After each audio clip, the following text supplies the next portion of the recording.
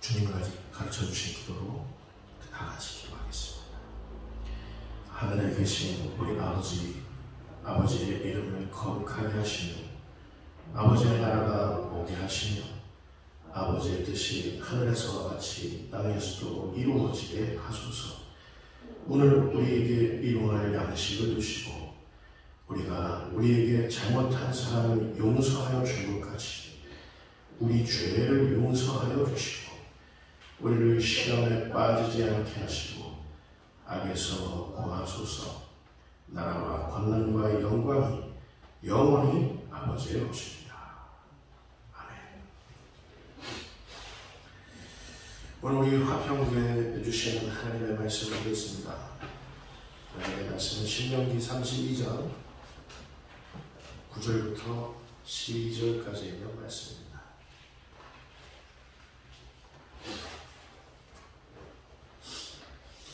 신명기 32장 9절부터 12절까지 있는 말씀.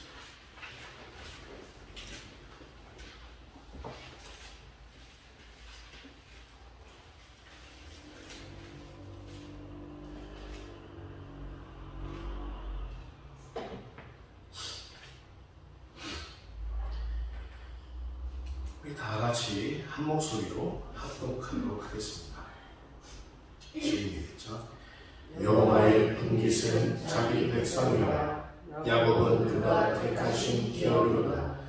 여호와께서 그를 황무지에서 짐승이 부르짖는 광야에서 만나시고 호위하시며 보호하시며 자기의 눈동자같이 지키시도다.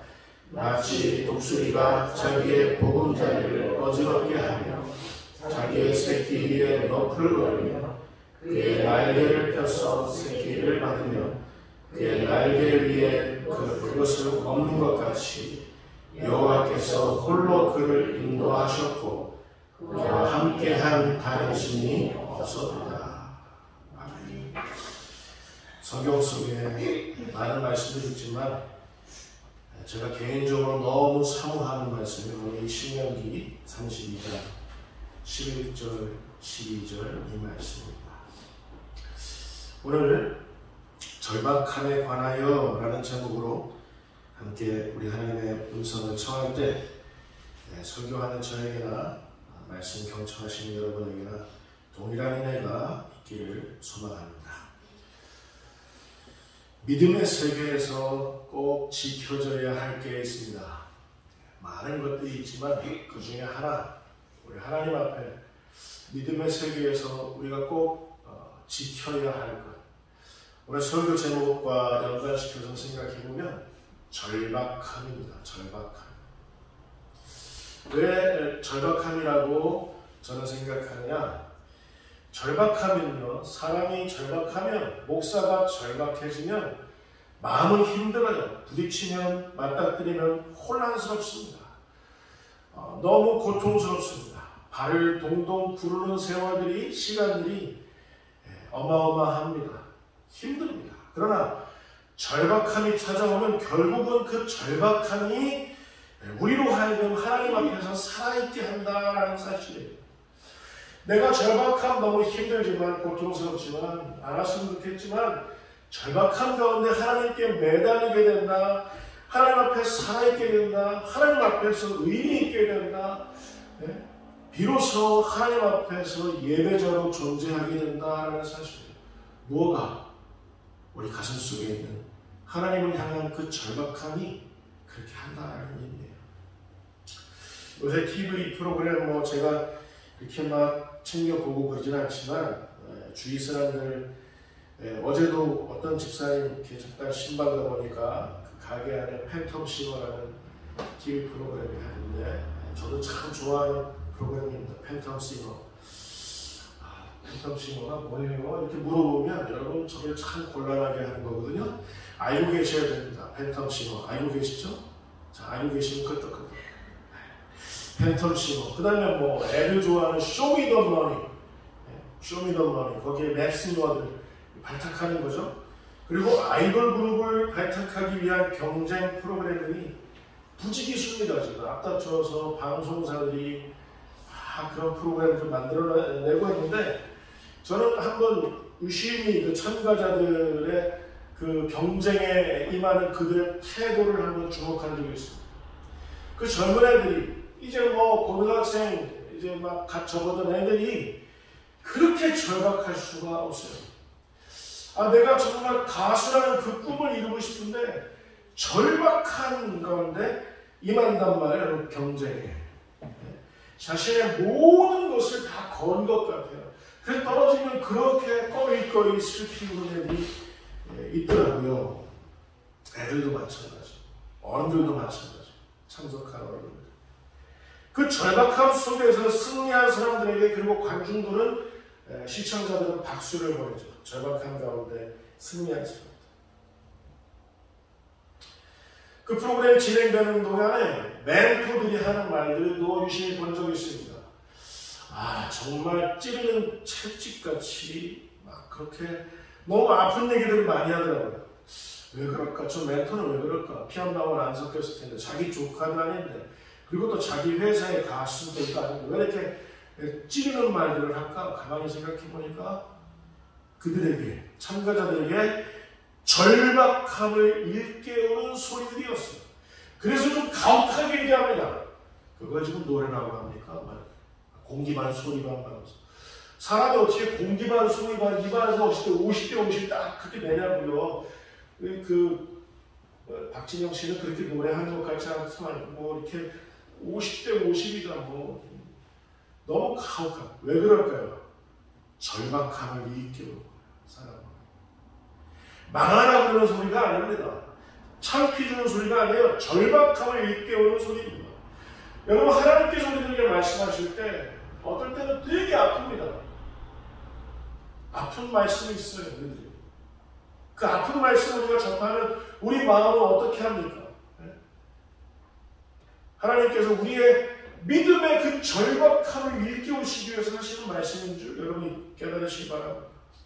우리로 하여금 얘들아 이 세상에 대한민국에 전 세계에 그리스도인이라 이름하는 사람들 정말 많은데 교회라고 이름하는 사람들 정말 그런 곳들 많은데 그러나 너희들만큼은 화평교회 너희들만큼은 좀 절박하게 신앙생활 했으면 좋겠다 라는 의미에서 하나님께서 우리들에게 절박함을 일깨운다 그 말이에요. 성경 많은 곳에 절박함을 다룬 것이 있지만 고린도전서 9장 24절 한번 볼까요? 고린도전서 9장 24절 같이 읽겠습니다. 시작. 공장에서 간절한 자들이 다 달릴지라도 오직 상을 받는 사람은 한 사람인 줄을 너희가 알지 못하느냐. 너희도 상을 받도록 이와 같이 다르지라. 여러분 우리의 믿음을 하나님 앞에서 돋보이게 하는 건 뭐냐면 그 절박한 삶의 다름질입니다. 절박하게 뛰어야 돼요. 하나님 향해서. 하나님의 시선을 머물게 하는 것이 바로 이 절박함입니다. 절박하게 믿음의 경주를 해야죠. 산보하듯이 그냥 이것도 보고 저것도 챙겨보고 이것도 이렇게 한번 이렇게 해보고 저것도 이렇게 해보고 한가한 게 아닙니다. 여러분 믿음의 여정은 유람선의 여정이 아닙니다. 믿음의 여정은 여러분 구호선의 여정인 줄 여러분 믿으시기 바랍니다. 우리가 구호선에 탔다고요. 사람의 영혼을 구원하려면 그 구호선에 우리가 탔다고요. 얼마나 절박하게 우리가 인생을 살아야 되는지 여러분 아시겠죠? 이 세상은 정말 절박하게 우리를 향해서 절박하게 찾고 있어요. 세상 사람들이 절박하게 찾고 있다고요. 진정한 그리스도인 어디 없나? 정말 참 교회 어디 없나? 참 목사 어디 없는지? 참 그리스도인들 어디 없는지? 왜 그래요? 그곳에 그 교회에 맑은 샘이 있기 때문에 그렇습니다. 그 교회에서 흘러넘치는 하나님의 가슴을 통과한 그 생명의 말씀들이 사람들이 필요한 거라고요. 교회가 맑은 샘이어야 되죠. 제가 한때는 그래서 교회 이름을 맑은 샘 교회 이렇게 지으려고 했는데 화평교회 부임했으니 어쩔 수 없습니다. 맑은 생교회는 포기해야죠. 교회는 맑은 생교 같은 곳입니다. 아브라함의 절박한 고백을 기억하십니까?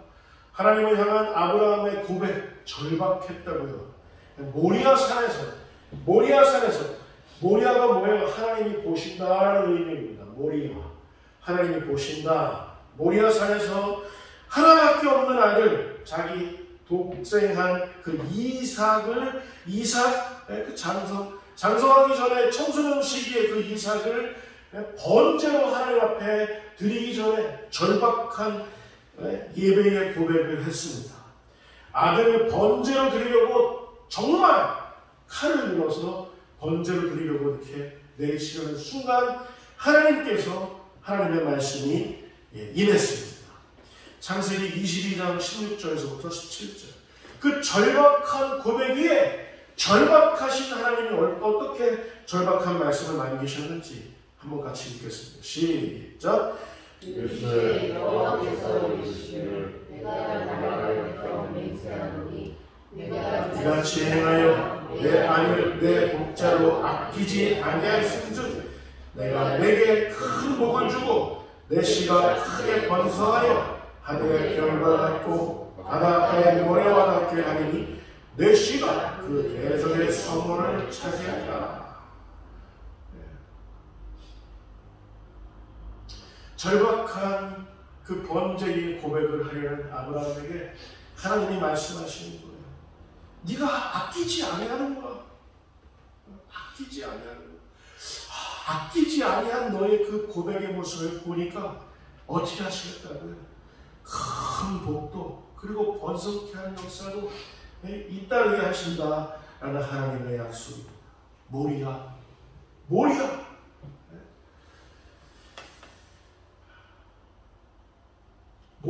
하나님이 보신다라는 말, 하나님이 보십니다. 여러분, 하나님이 우리의 정말 그 찬란한 고백, 절박한 고백을 하나님이 보셔야 우리에게 뭔가 또 맡기실 수 있지 않을까요? 여러분, 절박한 모습을 하나님 앞에 좀 보이시면서 그렇게 신앙생활 하셨으면 좋겠어요. 절박한 모습. 모든 것에 값을 지불하려는 태도, 아브라함의 그 고백의 태도는 자기의 모든, 여러분, 저 자신을 하나님 앞에 번제로 드리는 게 낫지, 내 새떼 같은 내 자식을 번제로 드리는 게 얼마나 힘들겠어요. 그러나 절박한 그 예배를 드릴 때 하나님께서 큰 복도 번성케 하시는 역사로 보시고 난 다음에 허락하시는 거라고요. 여러분, 대가를 지불하시기 바랍니다. 여러분이 소망하시는 그 무엇을 위해서라도 대가를 지불하시기 바랍니다. 하나님은 지금도 우리의 절박한 고백을 요구하시는 거예요. 여러분, 큰 복을 누리는 사람들, 그리고 또 번성케 되는 사람들, 여기에만 바라보면서 부러워, 나도 저런 복 받고 싶어, 나도 저렇게 번성하고 싶어, 거기에만 집중할 게 아니라, 만약에 어떤 신앙의 위인이, 믿음의 위인이 그런 큰 복과 번성케 되는 역사를 누리고 있다면 그 사람이 얼마나 처절한 절박한 고백을 했는지를 뒤져봐야 된다고요. 마가복음 12장 그리고 누가복음 21장에 보면 한 가난한 과부가 성전에 들어가면서 성전 그 교회에 헌금을 넣는 것을 예수님이 이렇게 주목하고 보셨어요. 한 가난한 과부가. 두렙돈입니다. 두렙돈. 요즘 우리 한국 돈으로 치면 한 300원, 500원 정도 할까요? 예수님이 이렇게 보셨어요. 손전 안에 넣는 것을 보시고 칭찬하셨어요.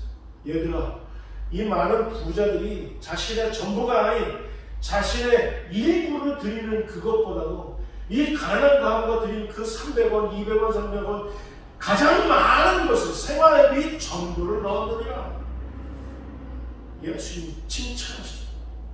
여러분, 하나님 앞에서의 절박한 태도는 어떤 그 액수에 관한 것이 아니라고요.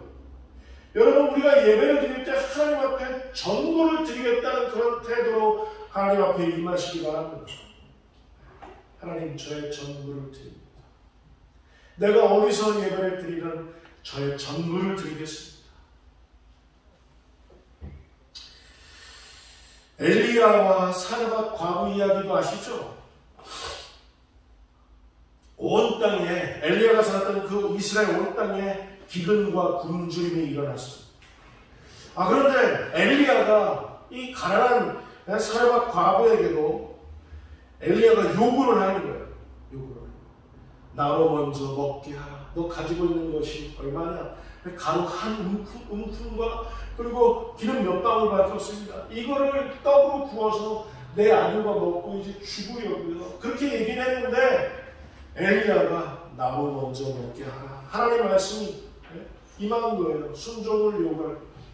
절박한 순종이 마지막에 자기 자식하고 떡을 구워서 먹고 죽을 그 절박한 음식인데 자기 재산의 전부인데 하나님은 그거 요구하시는 것이에요. 나로 먼저 먹게 하라. 열왕기상 17장 12절을 우리 같이 한번 볼까요? 확인해 보겠습니다. 시작. 그날에 당신의 하나님 여호와께서 살아계시고 생생하니 나는 떡이 없고 나만 통에 가루 한 움큼과 병에 기름 좋은 뿐이라. 내가 나뭇가지 조물을 주어다가 나와 내 아들을 위하여 음식을 먹고 나는 들어먹고 그 후에는 죽으리라. 이거 팩트예요, 팩트. 여러분, 하나님께서 우리의 팩트를 아신다고요.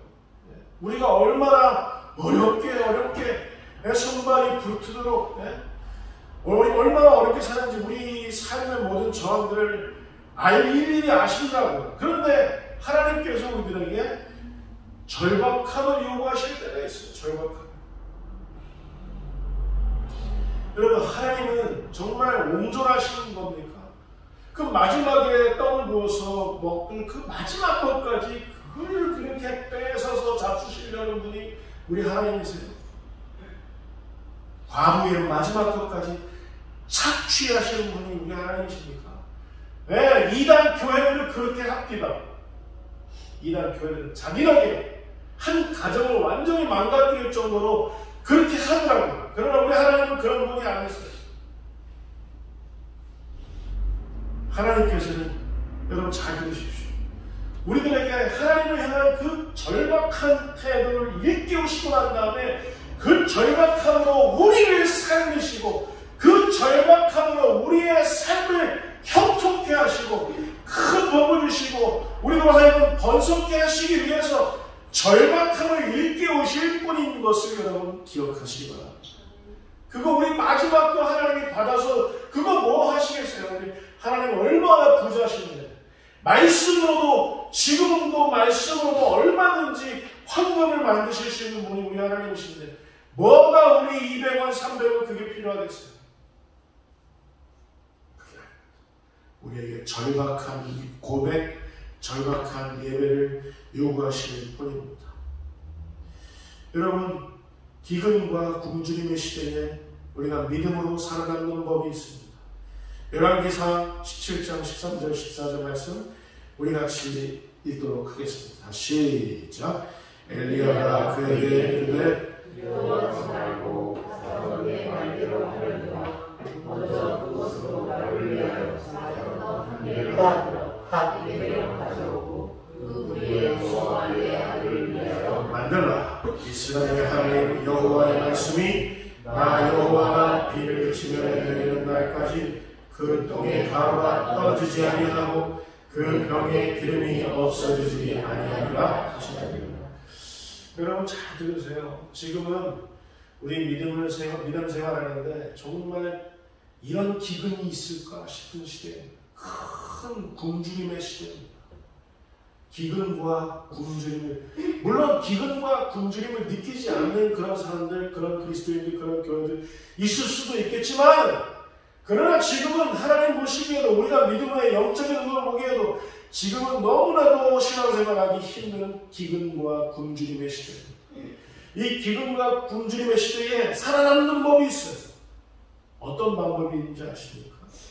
하나님께서 우리에게 절박한 순종을 요구하실 때 우리가 그 절박한 순간에 더더욱 말씀에 순종한다면 하나님께서는 다시 이 땅에 비를 내리실 때까지 다시 주님 오시는 그날까지 우리로 하여금 우리 삶의 곳간에서 우리 통의 가루가 떨어지지 않게 하실 줄 여러분 믿으시기 바랍니다. 우리 삶의 병에 기름이 없어지지 않으므로 하나님이 그렇게 역사하실 것을 믿습니다. 사람들은 기근과 굶주림의 고통만 할지라도 우리도 똑같은 그런 기근과 굶주림을 당하지만 하나님께서는 우리로 하여금 살아남게 하실 줄 여러분 믿으시기 바랍니다. 그 절박함이 생존의 수단입니다.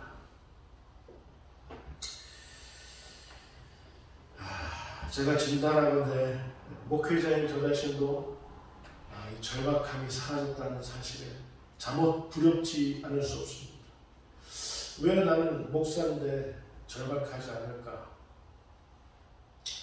우리 교회도 절박한데 하나님 어찌하실까? 여러분 생각해 보십시오. 탕자가 언제부터 방황이 시작되었는지 아세요? 탕자. 아버지의 품을 떠나 아버지의 가산 일부를 챙겨서 먼 타국 땅에 가서 거기서 창기와 함께 그 아버지의 가산을 탕진했던 그 탕자. 왜 탕자가 방황이 시작됐는지 아십니까? 절박함이 사라져서 그렇습니다. 나의 아버지는 나의 아버지시고 나는 아버지의 아들이라는 그 절박한 그 관계, 그 절박한 관계를 잃어버렸기 때문에 가산을 탕진하고 창기와 함께 그 고귀한 시간을 보냈던 사람이 탕자였습니다. 절박함이 사라졌습니다. 여러분 이스라엘이 출애굽한 다음에 가나안 땅에 들어가서 왜 우상숭배하게 되었는지 아십니까? 광야에서 있었던 그 절박한 기억을 놓쳤기 때문입니다. 하나님께서는 광야에 들어가기 전에 홍해를 가르셨다고요. 홍해를 가르시면서 그 바닷가에서 세례를 주셨다고요. 이스라엘 집단적으로 남자만 장정만 60만이 되는 그 어마어마한 인구를 바다에서 세례를 주셨다고요. 그건 60만 명이 남자만 60만 명 다 하면 240만 명 정도 되는 그런 사람들이 집단적인 세례를 바다에서 받았다고요. 그 절박한 기억을 놓쳐버렸어요. 뿐만 아닙니다. 요단강도 가르쳤습니다. 뿐만 아닙니다. 여리고성도 무너뜨리셨어요. 그리고 나면 뿐만 아니라 만나도 맥추라기도 먹이셨다고요. 그리고 반석에서 물을 내셔서 목을 죽이게 하셨다고요. 그 절박한 광야에서의 기억을 놓치니까 정작 가나안 땅에 들어가니까 우상숭배 하잖아요. 절박한 기억들이 사라지니까 그래요. 여러분 우리 안에 절박한 기억들이 새로워지기를 소망합니다. 하나님께서 우리로 하여금 절박함에 초대를 하고 계십니다. 용재야, 내가 너에게 절박함을 보기를 바랍니다. 그 상황이 어려워져요. 절박함이 생기는 거죠. 여러분, 우리가 절박함을 느낄 때 하나님이 지금 골탕 먹이고 계시는 겁니까? 네? 하나님이 우리 골탕 먹이셔서 뭐 이렇게 재미있으시겠어요? 우리 이렇게 꿀밥 먹이시면서 뭐가 이렇게 쌤통이다라고 생각하시겠어요? 여러분, 우리가 방황할 때 하나님은 절박한 마음으로 그 방황으로부터 돌아올 것을 절박하게 우리를 향해서 요구하시는 줄 여러분 믿으시기 바랍니다. 아브라함과 같은 절박한 고백이 사르밧 과거와 같은 절박한 순종 우리들에게 있기를 하나님 그렇게 원하시는 것. 그로 인해서 우리가 다시 복되게 될 줄 믿습니다. 그로 인해서 우리가 다시 번성하게 될 줄 믿습니다. 그로 인해서 우리의 인생이 더욱더 하나님 앞에서 이 땅에서 의미 있게 될 줄 믿습니다. 저는 오늘 본문 신명기 32장 9절부터 12절까지의 말씀을 도무지 이해를 못했습니다. 여러분 9절부터 12절까지라고 했는데 11절 12절 말씀 한번 보겠습니다. 11절 12절 같이 읽겠습니다. 시작.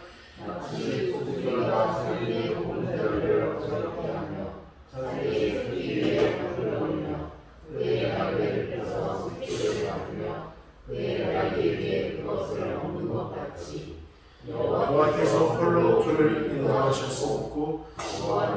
아무도 없었도다.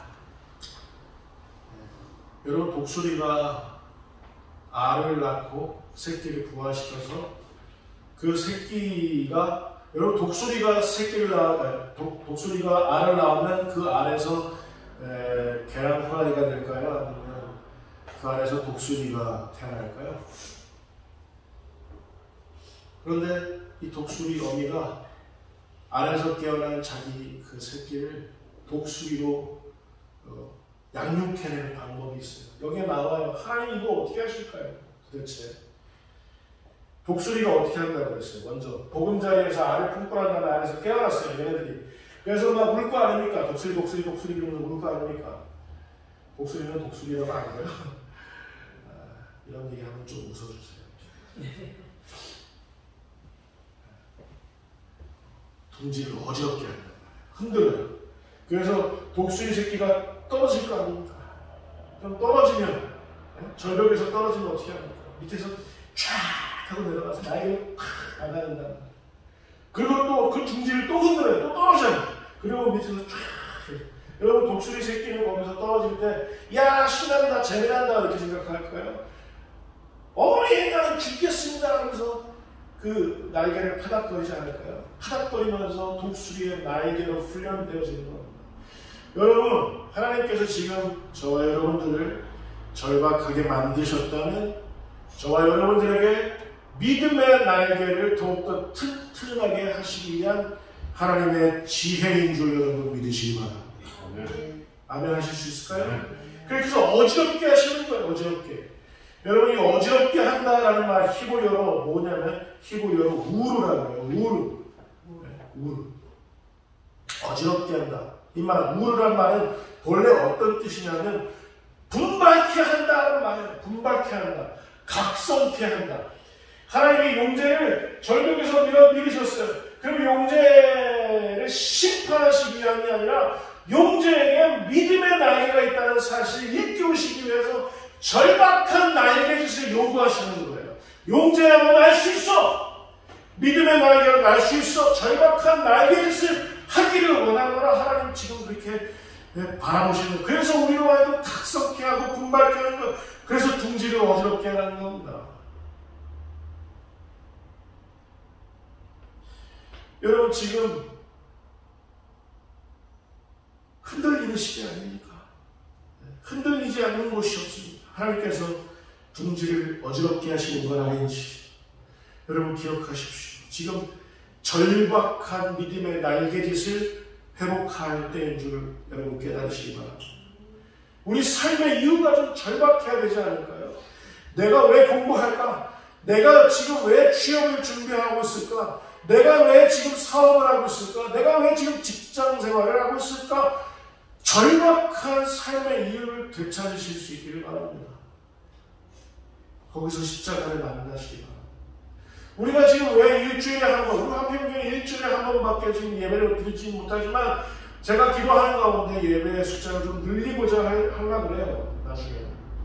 지금 예배를 드리지만 이 예배의 이유가 좀 절박했으면 좋겠습니다. 절박했으면 좋겠어요.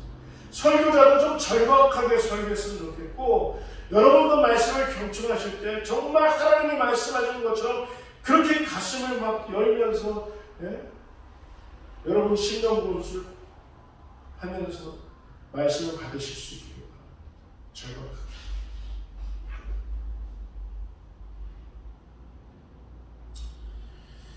지금은 절박한 마음으로 주님의 길을 준비할 때입니다. 여러분 믿음의 사람들은 주님의 길을 예비하는 사람들인 줄 여러분 믿으시기 바랍니다. 그래서 우리 삶의 자리에서 믿음으로 살아가는 거예요. 우리 삶의 태도와 그 절박한 태도와 우리 예배의 태도, 그 절박한 예배의 태도를 점검해 보실 수 있기를 바랍니다. 그리고 지금까지 흔들림이 있었다면 그 흔들렸던 것을 오히려 감사하시기를 바랍니다. 우리 삶의 중지가 어지러웠던 것은 하나님께서 우리에게 믿음의 날개가 있다는 사실을 일깨워 주시기 위한 하나님의 지혜요 하나님의 은혜인 줄 여러분 믿으시기 바랍니다. 기도하겠습니다. 하나님 아버지, 우리 하나님의 절박함을 깨닫게 됩니다. 또 왜 하나님께서 우리들에게 절박함을 요구하시는지 깨닫게 됩니다. 우리에게 이미 믿음의 날개가 있음을 깨달아 하나님께서 우리 믿음의 날개를 훈련시키기 위한 그 방편이 우리 삶의 품질을 어지럽게 하는 것이구나, 그렇게 받아들이며 아멘하며 다시 하나님 앞에 또 한 명의 온전한 그리스도인으로 서게 되는 우리 모두 될 수 있도록 주님 역사하여 주옵소서. 감사하고 예수님의 이름으로 기도합니다.